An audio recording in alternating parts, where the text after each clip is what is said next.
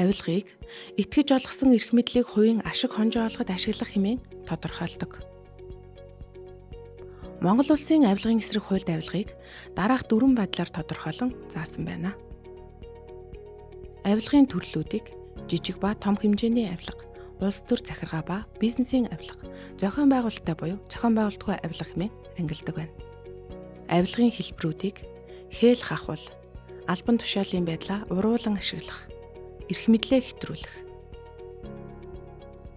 эд хөрөнгө завших, сүрдүүлэх, дарамт шахалт үзүүлэх,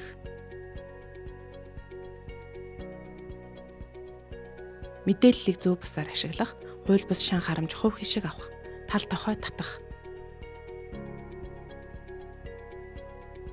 ах дүүсэх, хууль бус хандив, мөнгө угаах,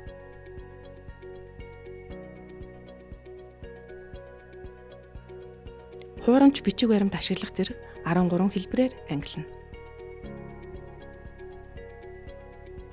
Хуульд заасан чиглэлээс харахад авилгаас үржилэн сэргийлэх үйл ажиллагаанд ил тод нээлттэй байх, мэдээлэлдэг байх, зохицуулалтанд тодорхой ойлгомжтой байх, хүнд сурталгүй байх, хамтран ажиллах, оролцоог хангах гэсэн 5 үндсэн шаардлага тавигдана.